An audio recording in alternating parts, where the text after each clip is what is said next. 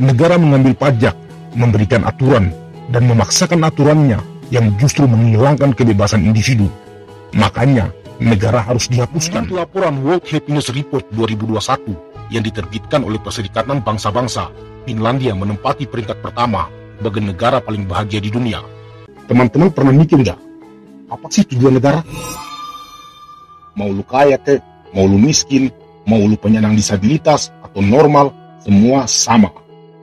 Pendidikan dikasih gratis, kesehatan gratis, negara mensubsidi. Ngomongin pajak itu sebenarnya sedikit boring, namun bisa menjadi menarik kalau kita tarik persoalan pajak dalam konteks yang lebih filosofis. Jadi gini, teorinya sih pajak atau tax ditujukan untuk membiayai pengeluaran pemerintah, termasuk seluruh lembaga negara, untuk bayar gaji pegawai negeri, bangun infrastruktur, mendorong pertumbuhan ekonomi, layanan kesehatan, pendidikan, serta membiayai semua program sosial yang dibuat oleh pemerintah. Tapi, kalau misalnya kita masuk lebih dalam, sebenarnya ngomongin pajak nggak sekedar ngomongin duit atau implikasi hukumnya. Ketika kita bicara pajak dalam konteks filosofis, maka akan banyak muncul pertanyaan-pertanyaan kritis yang terkait dengan berbagai mazhab atau isme-isme klasik, dari kapitalisme, marxisme, anarkisme, sampai ke liberalisme. Konsepnya kan pajak itu kontribusi wajib dari individu atau badan usaha terhadap negara yang sifatnya memaksa sesuai dengan undang-undang yang berlaku. Uang dari pajak digunakan untuk menjalankan roda negara agar terus berfungsi demi mencapai tujuan ideal berdirinya negara. Nah, teman-teman pernah mikir nggak? Apa sih tujuan negara?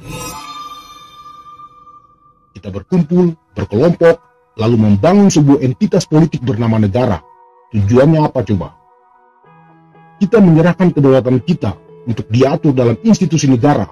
Nenek moyang kita dari berbagai suku dan lintas agama berikrar satu bahasa, satu bangsa, satu tumpah darat. Tujuannya apa? Mencapai kemakmuran bersama. That's the deal. Dalam konteks itu, maka pajak harus digunakan untuk mengatur distribusi kekayaan dan menciptakan kesetaraan dalam masyarakat, dengan menyediakan pelayanan publik dan jaminan sosial bagi seluruh masyarakat tanpa terkecuali. Karena memang itulah tujuan ideal berdirinya negara, termasuk melindungi hak-hak sipil, menjaga keberlanjutan alam, dan juga menciptakan dunia sebagai tempat tinggal terbaik bagi manusia.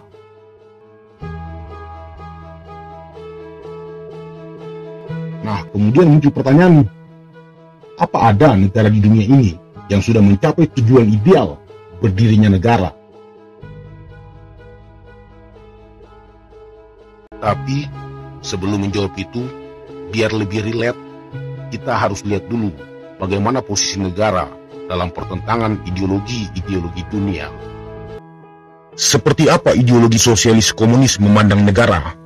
Menurut komunisme, negara harus berperan dominan sebagai pengelola sumber daya ekonomi dan bertanggung jawab untuk menghapuskan segala bentuk kepemilikan pribadi dengan menolak pasar bebas sekaligus mengeliminir hak-hak individu. Menurut komunisme, dengan itu maka akan tercipta masyarakat tanpa kelas. Faktanya, ideologi ini gagal karena dalam praktiknya hanya menciptakan kediktatoran dan birokrasi merah semacam Joseph Stalin di Uni Soviet, Fidel Castro di Kuba, Chavez di Venezuela. Benteng terakhir komunisme dunia di Cina justru malah beralih ke liberalisme pasar yang secara politik melahirkan sekelompok oligarki yang dikenal dengan Politburo Partai Komunis Cina yang eksklusif dan anti kritik. Sementara ideologi kapitalisme adalah kebalikannya. Menurut kapitalisme, negara tidak boleh dominan. Negara harus ikut dalam mekanisme pasar. Fungsi negara cuma memastikan agar terjadi persaingan sehat dalam pasar. Kapitalisme meyakini bahwa dengan menumbuhkan pasar yang bebas dan sehat, maka masyarakat akan meraih kemakmuran bersama secara optimal. Faktanya, kapitalisme malah menimbulkan ketimpangan sosial yang ekstrim, kerusakan lingkungan akibat eksploitasi, dan memunculkan oligarki ekonomi. Negara-negara kapitalis besar seperti Amerika, meskipun ekonominya maju, namun ketimpangan sosialnya juga lebar. Menurut data Biro Sensus Amerika tahun 2020, ada sekitar 9,2 juta orang Amerika hidup di bawah garis kemiskinan. Bahkan menurut laporan Oxfam, 1% orang kaya di Amerika memiliki lebih banyak kekayaan daripada 90% populasi Amerika yang miskin.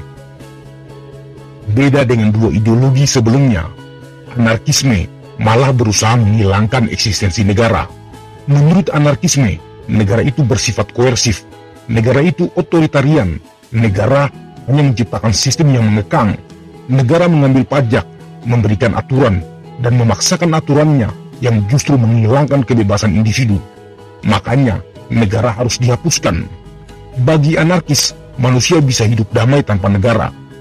Anarkisme memandang revolusi Spanyol 1930-an sebagai bentuk ideal bagaimana sebuah kondisi masyarakat berjalan tanpa negara. Faktanya, isme ini sangat utopis karena hanya manis di dalam otak, indah dibayangkan dalam tataran konsep, namun gagal menemukan ruang untuk dipraksiskan.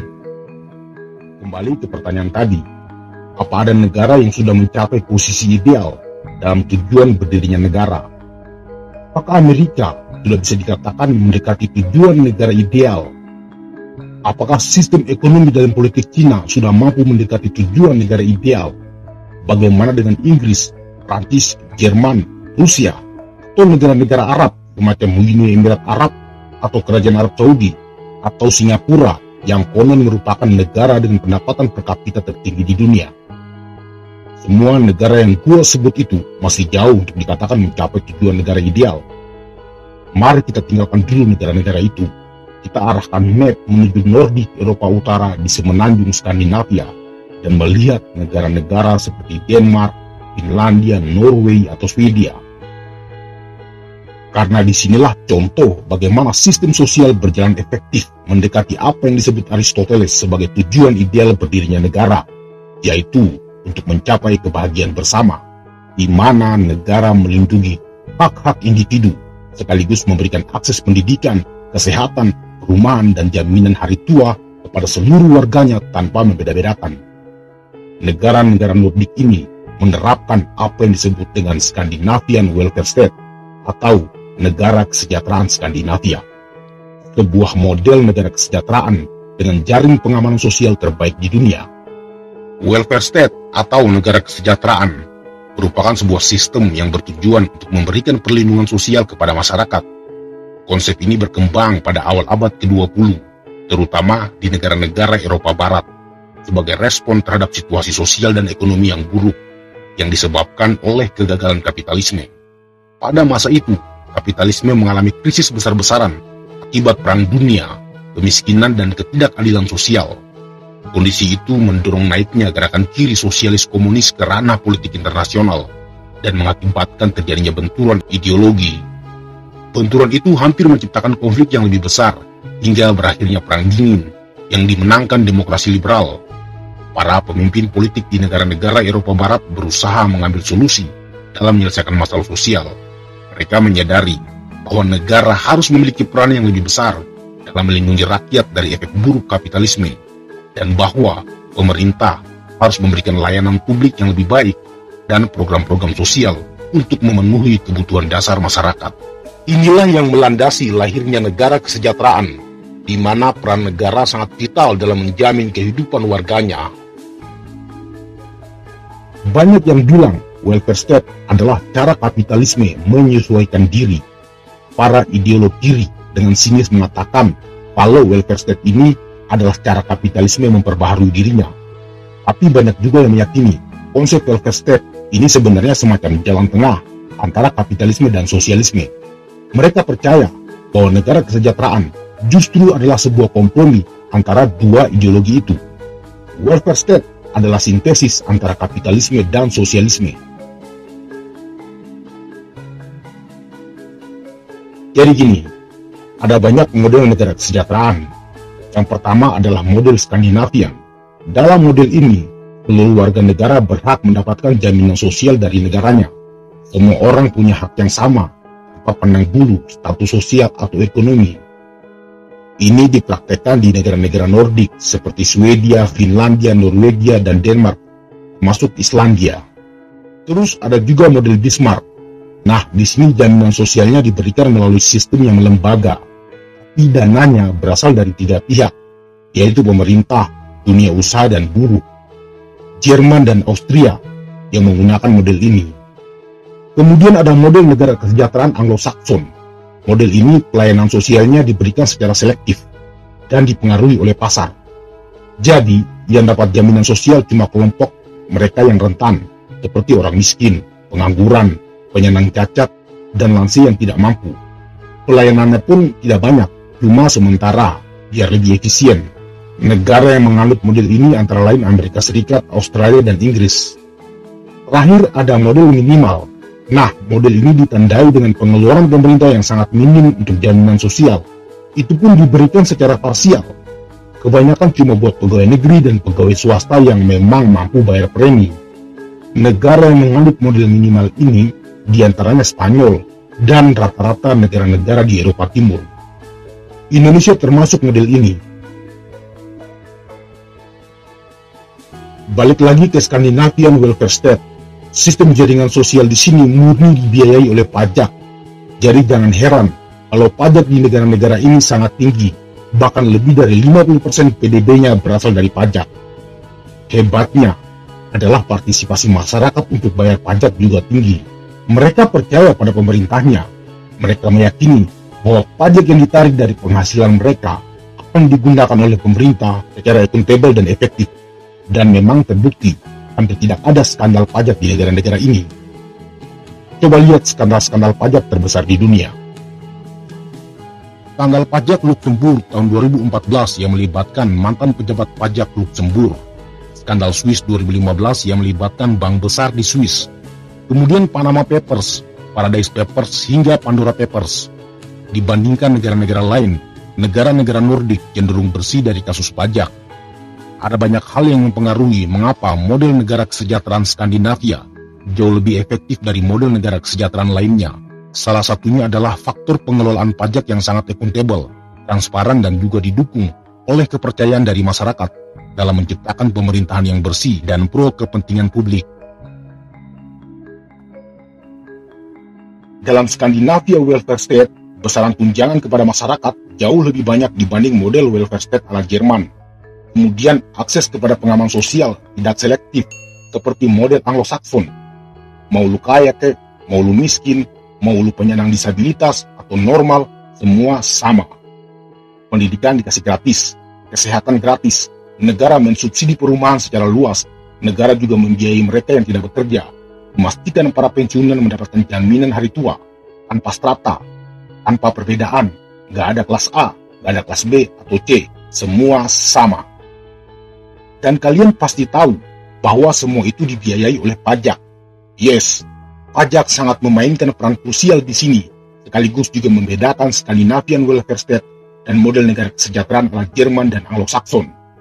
Jika kita melihat struktur pajak di negara-negara Skandinavia ini sangat bervariasi. Contoh Denmark misalnya, struktur pajaknya antara lain. Pertama, pajak penghasilan. Tarif pajak bervariasi antara 8% hingga 55,8% tergantung pada tingkat penghasilan individu. Yang kedua, pajak konsumsi. Pajak ini sebesar 25% dikenakan pada sebagian besar barang dan jasa. Yang ketiga, pajak properti. Sekitar 1% dikenakan pada nilai properti di atas 3 juta krona. Yang keempat, pajak warisan. Pajak warisan bervariasi antara 0% hingga 36,25% tergantung pada nilai warisan dan hubungan antara pewaris dan penerima warisan. Selain itu, beberapa jenis pajak yang dikenakan di negara-negara Nordik antara lain pajak kekayaan. Pajak ini dikenakan pada aset-aset seperti properti, kendaraan mewah, perhiasan, dan investasi. Pajak lingkungan. Pajak ini dikenakan pada aktivitas yang berdampak negatif terhadap lingkungan, seperti penggunaan bahan bakar fosil. Pajak pertambangan. Pajak ini dikenakan pada kegiatan pertambangan. Pajak transportasi. Pajak ini dikenakan pada kendaraan bermotor untuk membiayai pengelolaan jalan dan jembatan. Pajak soda. Pajak ini dikenakan pada minuman bersoda dan minuman manis lainnya untuk mengurangi konsumsi gula dan mendorong gaya hidup yang lebih sehat. Pajak perusahaan dan buruh. Pajak ini dikenakan pada laba perusahaan dan juga upah buruh sebagai bagian dari kontribusi dunia usaha dalam membiayai program-program sosial dan infrastruktur publik. Masih banyak lagi jenis-jenis pajak di sana. Menariknya lagi adalah pajak bukan saja untuk jaringan pengaman sosial, tapi juga untuk menciptakan lingkungan yang ramah, bersih dan berbasis energi terbarukan. Makanya tidak heran jika rata-rata negara-negara Nordik mulai mengkampanyekan penggunaan energi non-fosil. Selain itu, negara-negara Nordik dikenal dengan sistem demokrasi yang stabil dan pemerintahan yang transparan, serta menjunjung tinggi prinsip-prinsip egalitarian.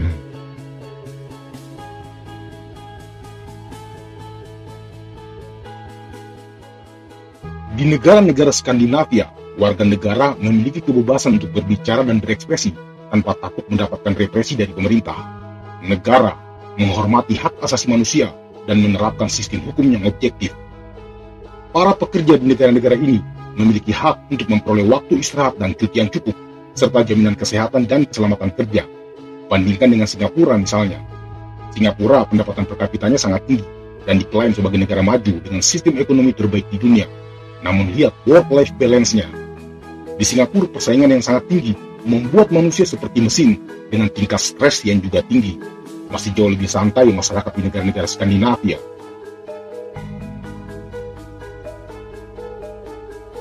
Negara-negara Skandinavia juga sangat memperhatikan lingkungan dan memiliki regulasi yang ketat terhadap industri dan segala aktivitas yang dapat merusak lingkungan. Kemudian warga negara memiliki hak atas kepemilikan aset dan kekayaan, serta mendapatkan perlindungan hukum yang kuat terhadap penipuan dan penyalahgunaan keuangan. Dengan demikian, jaminan hak individu di negara-negara Skandinavia sangatlah kuat dan ditegakkan dengan baik melalui sistem yang transparan. Bagaimana hasilnya? Pada poin ini, kita akan lihat berdasarkan fakta dan data yang akurat. Menurut laporan World Happiness Report 2021 yang diterbitkan oleh Perserikatan Bangsa-Bangsa, Finlandia menempati peringkat pertama sebagai negara paling bahagia di dunia. Selain itu, negara-negara Nordik lainnya seperti Denmark, Islandia, dan Norwegia juga masuk dalam 5 besar negara paling bahagia, sementara Swedia berada di posisi ketujuh. Yang kedua, berdasarkan data dari Global Peace Index 2021, Islandia menempati peringkat pertama negara paling damai di dunia, sementara Denmark berada pada posisi 3 besar. Yang ketiga, berdasarkan indeks ketimpangan gender, Gender Inequality Index yang dikeluarkan oleh Perserikatan Bangsa-Bangsa tahun 2020, Finlandia dan Denmark berada di posisi kedua dan ketiga terbaik di dunia dalam hal kesetaraan gender, menyangkut kesehatan reproduksi perempuan, partisipasi politik perempuan, dan kesempatan kerja. Yang keempat, Human Rights Watch pada tahun 2021 melaporkan 5 besar negara dengan pengakuan pada hak asasi manusia terbaik di dunia, yaitu Norwegia, Finlandia, dan Denmark yang berada di urutan teratas, dan Swedia di posisi kelima. Yang kelima, berdasarkan data dari Organisasi untuk Kerjasama dan Pembangunan Ekonomi OECD pada tahun 2021, 5 besar negara dengan partisipasi pajak terbaik di dunia ditempati oleh 3 negara Nordik, Denmark, Finlandia, dan Swedia, sementara Norwegia berada di posisi ke-8.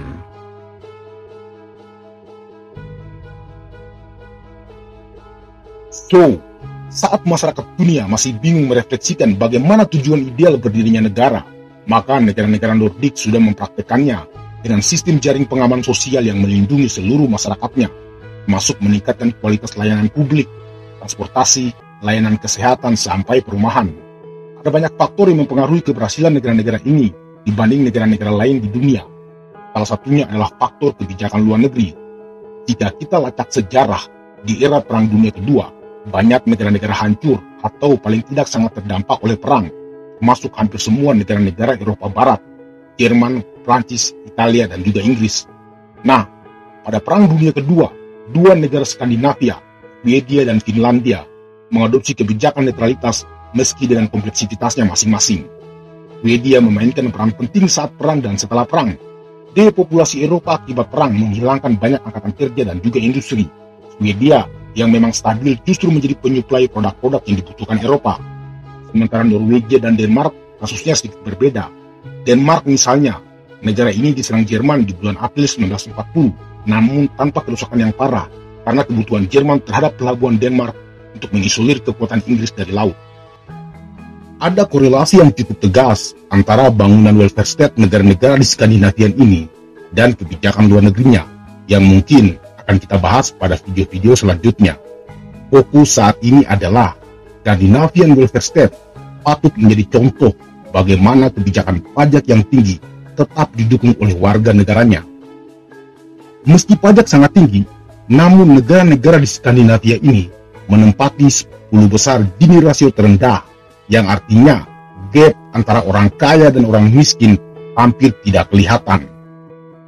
Memang banyak juga kritikan terhadap sistem negara kesejahteraan ini, karena menurut para pengkritik, pada akhirnya sistem negara kesejahteraan akan membuat warga negara jadi kurang motivasi, karena banyak bergantung pada bantuan negara. Tapi, bukankah memang begitulah tujuan kita bernegara? Agar kita mendapatkan impact dari negara, agar kita tidak merasa sia-sia berada dalam sebuah sistem bernama negara. Atau kalian punya pendapat berbeda?